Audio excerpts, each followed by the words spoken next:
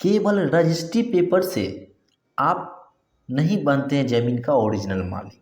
बोला जाए तो बहुत सारे व्यक्ति के मन में एक मिथ है, एक हौवा बना के रखे हैं कि कोई भी ज़मीन का, यानी बोला जाए तो कोई भी ज़मीन का अगर रजिस्ट्री का पेपर वो अपने हाथ में रखते हैं तो उनको लगता है कि यही कि हम उस ज़मीन का मालिक है, लेकिन आपको ओरिजिनल चीज़ पता ही नहीं।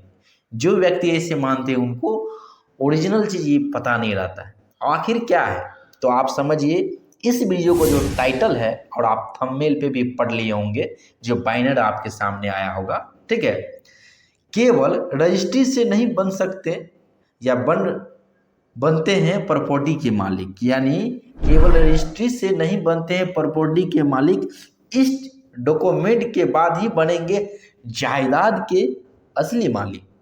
ठीक है, तो चलिए आज के वीडियो का जो टॉपिक है हम उस पर आते हैं और आपको बताना चाह रहे हैं कि इस वीडियो को पूरा देखिएगा, नहीं तो आप पछताएंगे, क्योंकि ये जो नॉलेज आपको दे रहे हैं ना, ये बहुत ही अनमोल नॉलेज है।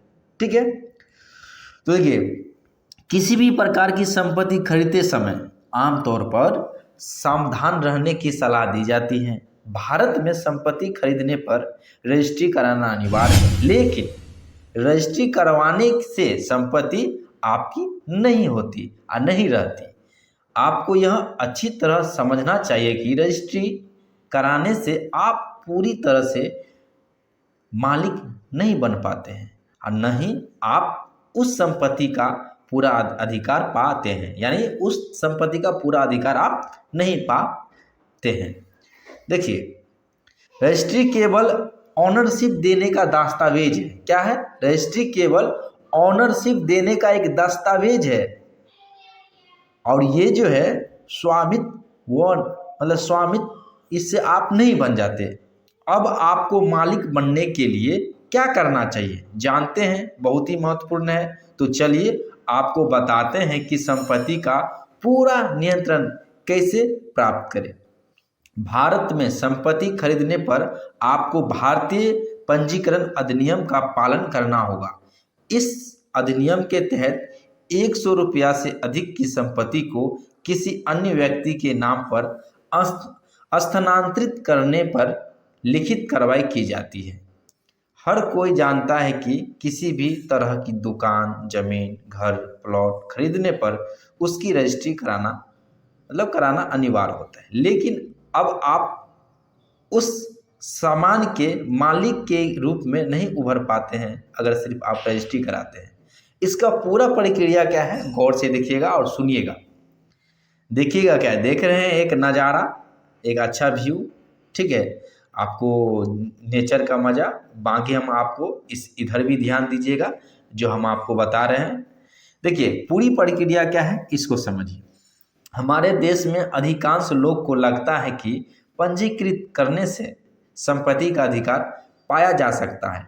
हम अक्सर ऐसे खबर सुनते ही रहते हैं कि किसी ने अपना सामान बेच दिया लेकिन एक बड़ा कर्ज ले लिया, या किसी ने अपना सामान दो अलग अलग लोगों को दो अलग अलग लोगों से बेच दिया। ठीक है, जिससे आपकी समस्या और भी बढ़ जाती है। ठीक है, अगर कोई व्यक्ति है, क्या करते हैं, एक ही जमीन को दो व्यक्ति से बेच देते हैं, इस समय समस्या खड़ा हो जाता है खरीदने वाले के लिए और आपको लाखों करोड़ों का नुकसान होता है। रजिस्ट्री कराते समय ऐसा होना चाहिए।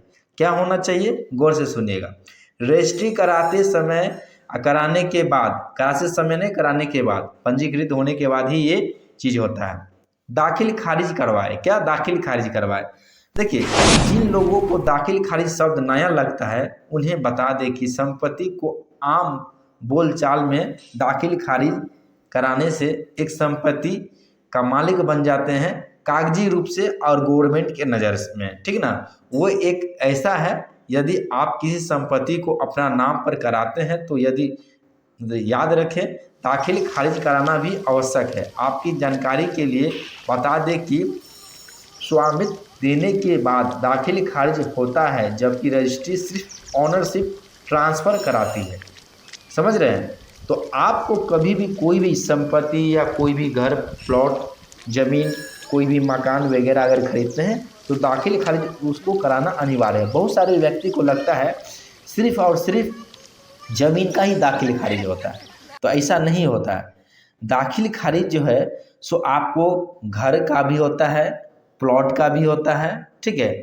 प्लॉट जो भी यानी ज़मीन, घर, प्लॉट जो भी जायदाद के रूप में आता है सबका दाखिल खारिज होता है, ठीक है ना। अक्सर जो ज़मीन, घर और प्लॉट का जो है ना अधिकतर होता है। किसी भी प्रकार की प्लॉट, घर, ज़मीन हो, दुकान हो, ठीक है, सभी का दाखिल खारिज होता है। तो आप लोग को आज के क्लास में यानी बोला जाए तो आज की वीडियो में बहुत ही इम्पोर्टेंट आपको नॉलेज मिला होगा।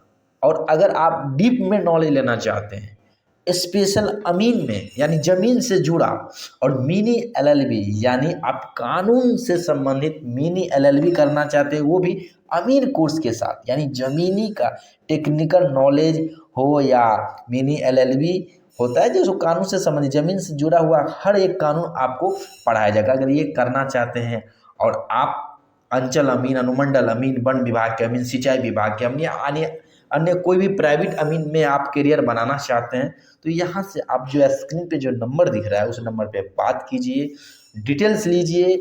आपको फुल प्रैक्टिकल थ्योरी के साथ फुल्ली आपको यहाँ पर ट्रेन किया जाएगा और एक सफल अमीन बन के निकलेंगे और बना के निकाला जाएगा, ठीक है। क्योंकि यहाँ स्पेशल अमीन की ट्रेनिंग होती है। आप एक बार गूगल पे सर्च कीजिए किशोर अमीन ट्रेनिंग मधुबनी या किशोर अमीन ट्रेनिंग, ठीक है। और नहीं तो ये जो नंबर स्क्रीन पे आपको दिख रहा है इस नंबर पे कॉल भी कर सकते हैं और व्हाट्सएप भी कर सकते हैं, और करके आप विशेष जानकारी ले सकते हैं। तो चलिए मिलेंगे अगले क्लास में, तब तक के लिए आप हंसते रहिए, गाते रहिए, मुस्कुराते रहिए।